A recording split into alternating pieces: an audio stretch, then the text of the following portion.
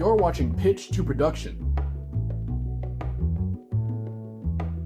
the show where we take a random idea and turn it into a film, all within a month.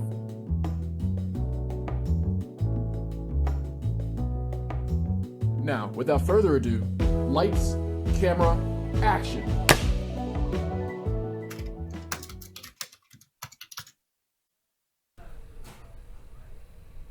Hey, what's up? Hey, how's it going? Welcome.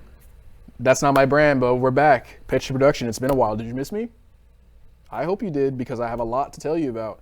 So, now, we're in the third week of April, and sorry about last week. I couldn't make it because I was super busy with producing. Name of the show, production. Check that out. Okay, so we have a lot to talk about here, but first things first, right? Maybe you guys have noticed that I took down my first short film, Dog Ear, and you're probably like, oh, maybe he's just mad embarrassed. I don't know why he did that. No, it's because it got submitted to a film festival and I got in. So big news there. What's up? I'm going to be in the Flamingo Film. Thank you, Abraham. I'm going to be in the Flamingo Film Festival this Saturday at Fort Lauderdale FAU. And that's kind of a huge deal. It was like 380 submissions worldwide and mine got picked. My little ditty film got picked. So, you know, I guess I got to gloat a little bit. But let me not get a big head for too long, because I also got to talk about this film that I worked on now, Ginseng. Now, Ginseng, that is a hard baby. Like, honestly, this has been like the hardest thing I've done production-wise, because it was such an ambitious project. Like, it was 7 cast and 6 crew, 13 people in one little office area. And we were trying to make things work. Things were not going our way that day. It was raining all day. We couldn't figure out the equipment. There was a lot. Also, we got flooded in, but that's a story for another day.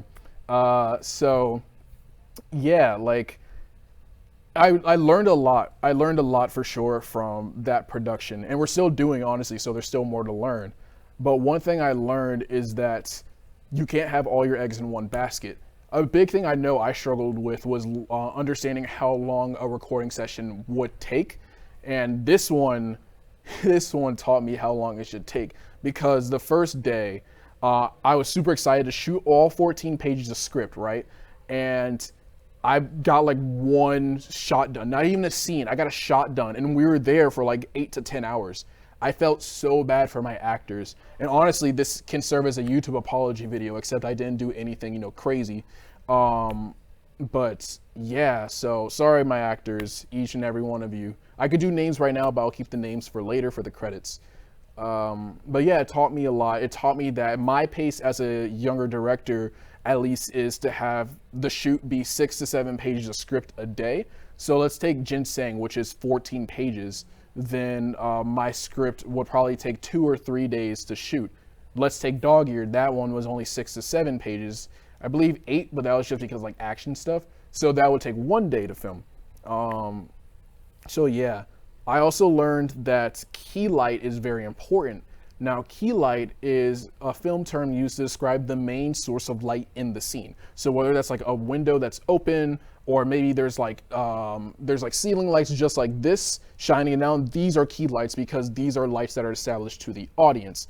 Now, I bring this up because in the room that we were operating in, there was a big window to the cityscape. That was our key light. And the problem was that it was raining all day, so we barely got any light. Ergo, we had no good lighting for the actors to show their faces and stuff like that. And what happens when you have no lighting? Either it's all post-production and your film looks really bad, or you don't have a film, right? So that was a lot of the issue on the first day. Luckily, my actors were pretty chill about it, so even though they wanted to do stuff that I probably can't say on air to me, we treated it as like a dress rehearsal. Everybody looked really nice. Our makeup artist did really good. I wish I took pictures to show you guys how it looks, but I'll keep that to the premiere, or keep that for the premiere. So, actual writing. Let's get to script writing, because I missed that week, and then we can get into production, right? So let's show you the Ginseng script. And yeah, so this buddy over here, thank you very much. This buddy over here, I'm not going to show you the whole script because it is a psychological drama. And if you guys, I see you over there, if I show the page, you guys are going to screen cap it real quick and read what happens. I'm not going to do that. No. So what we're going to do is look at the first couple pages. I'm going to stop at like Act 1. And you see here that unlike Dog Ear, which was a silent film, there is a lot more dialogue between these characters. So there are 7 characters. If you remember from 2 weeks ago, you have a chocolate, but that they are Ginger, Isa, Greer, North, Salone, Ezra, and I have to remember all my characters. Nat, thank you. Okay, so those are my 7 characters, and they're all discussing which one deserves to sleep in a room where they haven't slept in like a week or 2 weeks. And this ginseng tea is the way that they can sleep, but they just have to decide like which one deserves, honestly, which one doesn't deserve to die. Because if you don't sleep for a while, you can die, and it's a very scary illness that we don't talk about. So, I don't have to get into it, but like heart attacks are a big one, So yeah, that's the idea of the story. And I knew that with something as dramatic and intense as this, I needed there to be a lot of dialogue. So for me, what I like to do is establish how the characters are, like what their personalities are before putting them in a room together. Because what I'm essentially doing is putting unlikely characters and sticking them in an elevator where they can't leave. And when people say, if you ever hear people say stuff like, I have to find my characters, I have to learn them, even though they wrote the characters, why wouldn't they know them? The reason is because the character, after a certain amount of time, gains its own agency, and how they interact with other characters that you, again, have written will be different to, let's say, how you would react to another person that has a different personality, right? When you write a character, it's always a facet of yourself. And even when you're like writing somebody that's like, oh, they're totally not like me, in that sense, they are a facet of yourself because you're using yourself as a template and creating the negative version of yourself. So everything you write has something to do with you. So I knew that in order to have this story be believable and how dynamic these characters could be, I needed a little help with what I like to use is the 16 personalities test, right? So the 16 personalities test, if you don't know what that is, it's like, how do I explain this? I'll use my personality type, right? So mine's is ENFP, which means extroverted, intuitive, feeling, and prospecting, right? They have subcategories for each person. Each personality type has 4 subcategories.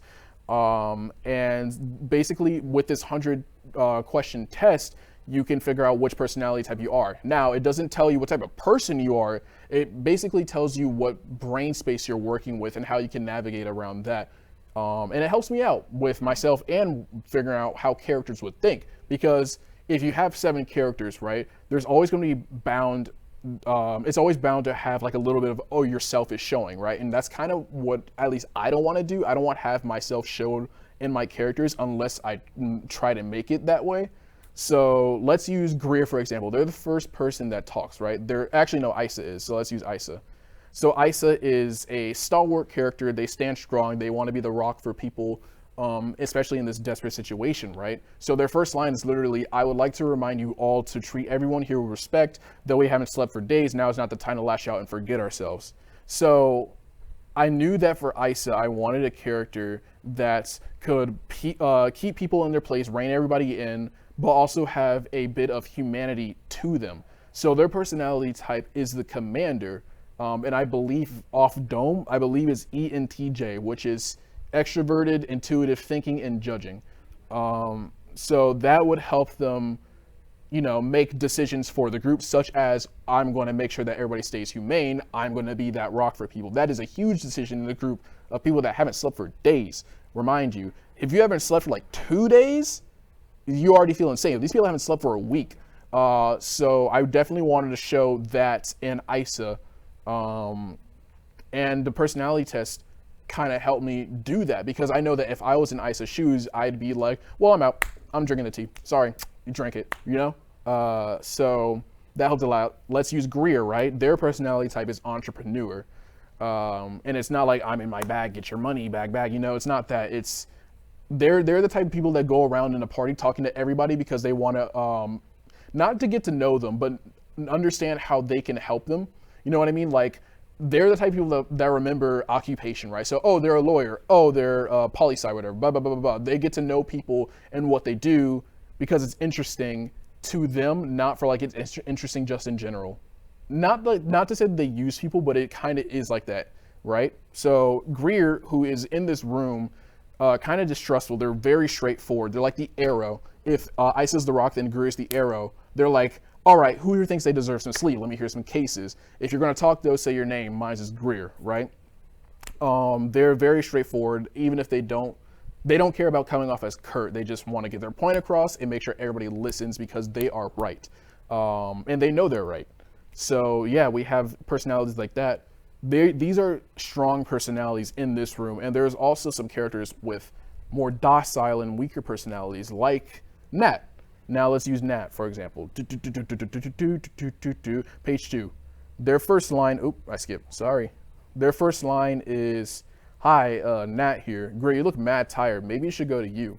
So I don't need to talk about the personality type, but they are the advocate, right? They they're like in a room where everybody's like, no, you're clearly wrong. The advocate would be like, well, maybe they're not wrong. Devil's advocate, that's where that comes from, right?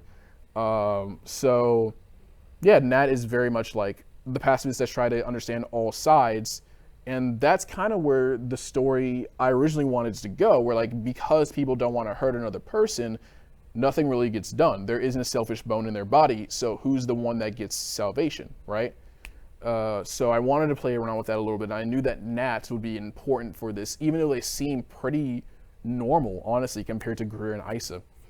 So I want to talk about now, not dialect, but colloquialism in writing, right? Because there are characters that talk like this with the aptitude of, a scholar of Yale, or there's people that are just chilling, what's up, bro? On God, no cap, bet. There's people like that.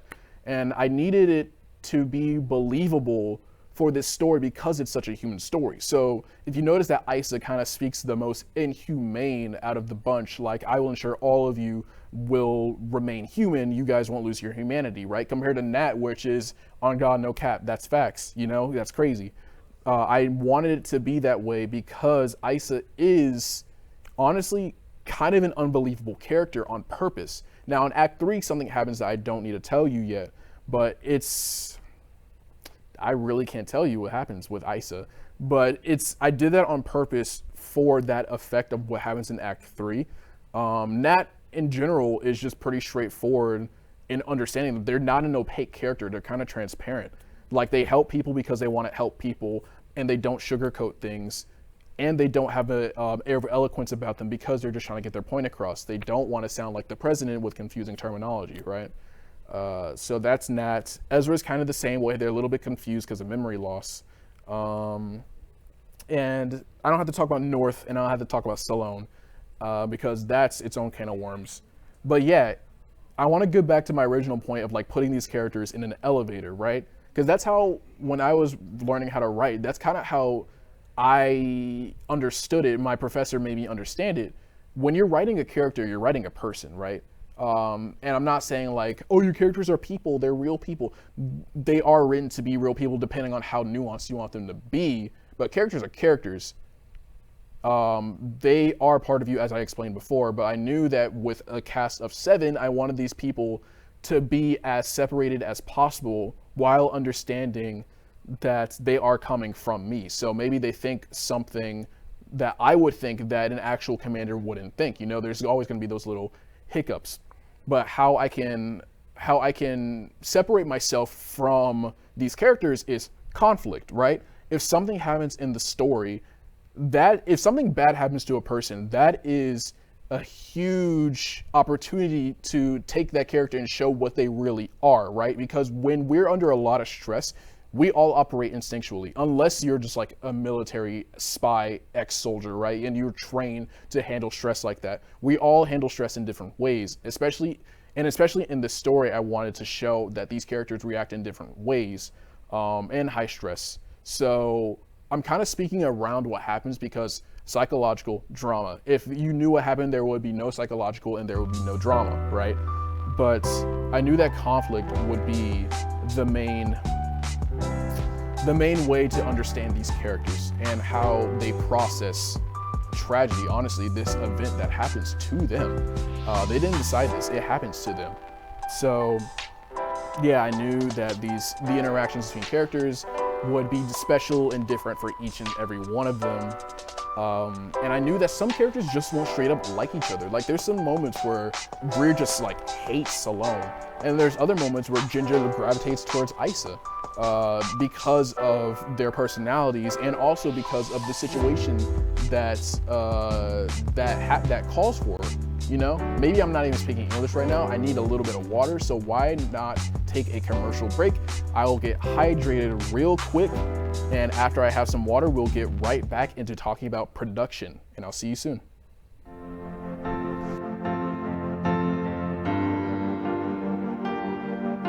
Being a successful woman in business means having the courage to own who you are.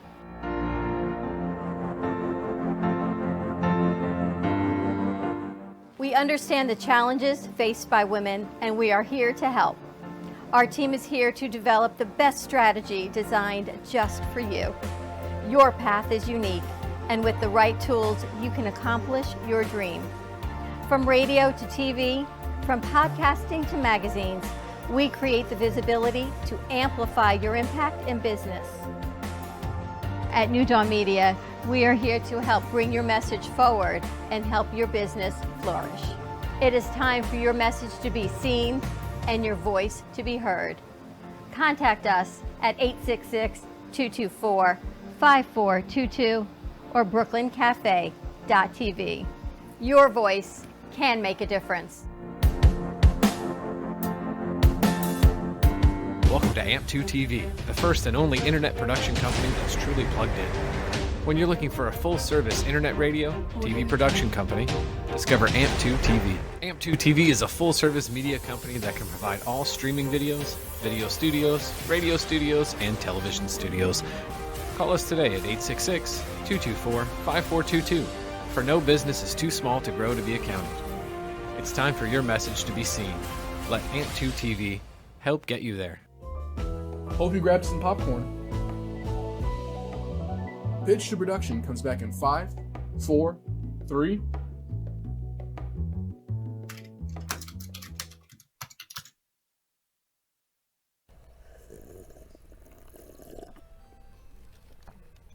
And welcome back. Now, that was water, not tea, but I feel great. I feel refreshed. I feel hydrated. Let's get into this production talk. So, when you're going to production, at least for me, it is a very organized process. Because if it's not organized, I feel like it's prone to fall apart rather quickly. So what I like to do is make a shot list and a storyboard. So I want to show you guys what a storyboard looks like, which is this. So a storyboard is basically, sorry, 1 second. That water hit the wrong pipe. I'm trying not to cough because the lab's right here. 1 second. Okay, we're good. So a storyboard is basically how you want the movie to look, right? So it shows the important shots, your shots. It shows the cinematographer how you want the shots to look. I'm hoping that my neck isn't hitting the lav. If it is, I am sorry. But it's good? Okay, great. So you see right here where it says key. I talked about key light before we were paying attention. That's part of the quiz. So the key light, let's say that this is the window, right? Coming in to the window, and then the fill light is the inorganic light that lights up the rest. So you want, depending on the shot you want, if you want dramatic shadows, then there's probably no fill light. If you don't want it, you just want a complete image. Thank you very much. I appreciate you, Abraham. Then fill light's basically TLDR. It fills the image. It makes sure that you don't have too much shadow, so you can see a person's whole face or you see the entire subject, right? So yeah. Now, if you look to the right of the storyboard, you see camera 1, 50mm lens, close-up shot, key light, and script, right? So what my cinematographer, Nastasia, was doing was saying what inventory we should use, which camera, how the shot should look, and how the lighting should be, and what part of the script is the shot for. If you don't have any of these, then there's room for confusion. She was very thorough about this storyboard, so props to her. She was the GOAT. I said that, so I shouldn't say that. I mean, that's out of pocket. The GOAT. So I don't have to talk about 50mm lens or anything like that. That's just basically how a certain look It gives the film a certain look, right? Lenses, I don't have to talk about that. This isn't a tech channel, this is a writing channel. So, yeah, close-up shot, She basically went through all of Act 2 and showed, without any spoilers, showed how she wanted each shot to look. And yeah, so I'm not going to show it after that because it gets into spoiler territory. So that's a very important thing for both directors and cinematographers, even producers, because sometimes storyboards include props. Like in the first one, you saw a cup, the ginseng teacup. That tells prop designers, yeah, we need that cup for this shot. It tells cinematographers, yeah, I want that close-up with this light looking like that. It tells the director, I know what shot I'm going for because I'm doing a close-up and because I'm doing a 50mm lens. So it's very essential, honestly, to have a storyboard and a shot list. Now, I didn't talk about shot lists this time, but for Dog Year, I believe I talked about it a little bit. So a shot list is a worded version of all the shots you want to use.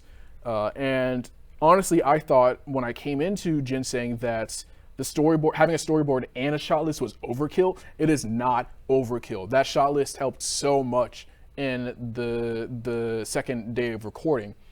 And because when you have images for the storyboard where you just see what it looks like and not the practicality of the shot, then you kind of screw yourself over, because once you have that shot in the storyboard, you lose time trying to set up the next shot in the storyboard. Because you see here, we have isolated shot right there. We have isolated teacup shot and then straight to a room shot. That takes a lot of preparation. That takes a lot of prep work. With a shot list, what it does, it tells us, yeah, camera 1 should be the teacup and camera 2 should be the group shot. That way you can it takes less time to set up the next shot, or if you're good, you already have that shot set up while you have the teacup shot. So it helps with preparation that much more. Honestly, if you're asking me, I said that so weird, I prefer the shot list over the storyboard any day. So yeah, that helped a lot. I learned that the importance of a shot list. Now let's get into a lookbook, right? So what you're looking at is a storyboard. This is a lookbook. Now this is kind of just like a storyboard, but now it's super high quality HD 4KX, right? This is just what the movie should look like, or the looks they're trying to replicate. So the importance of this is that you probably won't be able to you can visualize it because there's a little comic here, but you probably won't be able to really compartmentalize in your mind how the shot will look until you see a real life example, right? Because this looks completely different from this just based off of angle, but she kind of nailed the shot. Let's see another one here. So this is even more confusing because you have eye level, low angle, and eye level, right? But what she really wants is the camera on when she's sitting here, and then when we get up, the camera stays low, but we see her body. And then when we get to the window, the camera's back on her face. That's pretty much what she wanted to describe. And I needed the lookbook for that shot. Another one, punching the wall. Yeah, these are pretty simple. Some of them are just spot on, dead on, like this one. Can I scroll down more? I don't think I can. Okay, so it's just a character punching a wall. Yeah, so if I were to break it down to simple necessities, needs, I'd say you need a shot list, you need a storyboard, and you need inventory. You need to keep track of which camera is for which, because if camera 1's all the way over here and you have camera 2 open, you don't want to get that shot from camera 1 and move all the way over there. What you want to do is get camera 1 and already have camera 2 set up so that you don't waste all your time. Time is money, light is time, and I don't have a third line, but it would have sounded cool if I did, right? So the production itself was very hard, and that's going to be the motif today. A lot of things went wrong, but I'm also an amateur director, and I'm not going to say it wasn't my fault, because it is. It's my inexperience as a director. But what I took away from it was valuable, because I feel like especially for film, every bad experience you have, if you don't adapt and you don't get better after that day, then you're just going to stay at the same place, and you're not going to get the people you want in your work, right? So what did I learn? I learned that recording should be 6 to 7 pages of script. For my pace, that's my pace. You might do it faster, you might do it slower, but my pace is 6 to 7 pages. B, you want to get the shots that include your key light, natural light, or room light first. So let's say you have a window that's here, right? the sun is only up for, let's say, 12 hours, ballpark figure. So if you're recording all day, the sun is definitely going to look different in the shot. So you want to record the shots next to the window, back to back to back, so that the scene can look like it's the same time of day. And when you're not showing the window, you can just color correct it. You can change the lighting of it to make it look like it's the same time of day. That's not that hard. What is hard is telling Mr. Sun to go back into the sky at the position of 2 p.m. when it's 5 p.m., you know? What's another thing I learned? Buy food for your cast. I did that, luckily. If I didn't, I would have been eaten alive. So definitely do that. And another thing I learned is know your equipment before you shoot. One of the biggest issues was that I couldn't figure out how to get the audio to work on this new device I never tried before. And I honestly should have taken the time to learn it instead of wasting everybody's time in the shoot. So yeah, I learned that for sure, and I am learning how to use that. I'm not going to use that for this shoot because I'm still new at it, still amateur at it, so I'm going to use what I'm already comfortable with and apply that knowledge to another shoot or the future shoot, right? Yeah, I learned quite a bit. So if you guys have any comments, let me know below, except you probably won't comment, but if you do, that'd be dope, right? You get a cookie. So yeah, I appreciate you guys for watching my little rambling, my little fast speech, you know, but it really does help out when you guys watch these. It really does. Speaking as a younger, you know, like aspiring director and a story writer, right? My stuff doesn't get seen unless I have an audience. And I feel like a big thing that people have in the industry is that there tends to be like a little, what's the word I'm looking for? Not idiosyncrasy, like a little, I don't know, like a rumor or a superstition that like the audience doesn't really matter as long as the art is there. But I need an audience in order to see the art, right?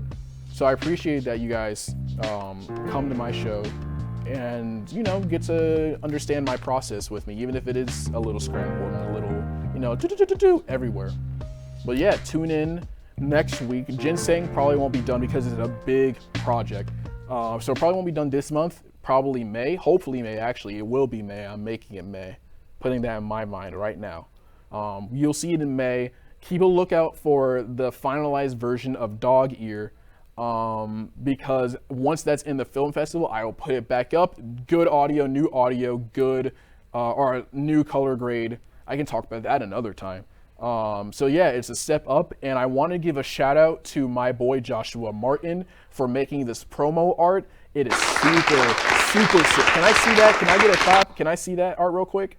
Oh, I kind of zoomed in a little bit. Whoop, whoop, whoop, whoop, whoop. 1 second.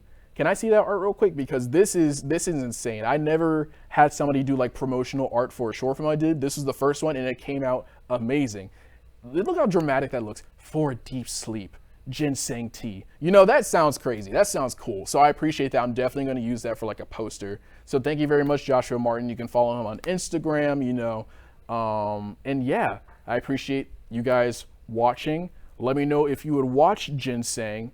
And now, as I like to end every show, hold on. I always forget this. I don't know why. But what does I say? Oh yeah, and that's a wrap. And we're out. You've been watching P2P Production. Join in next week as we keep the ball rolling and the ideas flowing.